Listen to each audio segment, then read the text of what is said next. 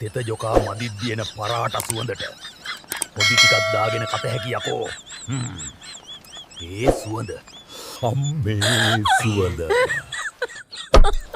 යකෝ මොකක්ද මේ ලබ්බ?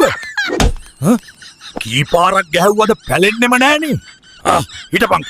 ග්‍රහ මන්දිරේ ආනුභාවයෙන් මාහට බලය ලබා දෙනු මැනවි. අරයෝ අරක හරි ගියේ නෑනේ. අර කියන්න අරහේ වමනේ දානවා. මොකක් කිව්වා? ඒක වෙන්න බෑ. කල්කේ දුන්නානේ උඹ. මේ තොගේ කල්කේ ඒක කාලා තමයි මම වැඩේ කළේ. යකෝ. කල්කේ දෙන්න ඕන ගෑණිට. අද නිවාඩුනේ. යමුද මලක් පුදන්න. ඒක නම් හොඳ අදහසක්.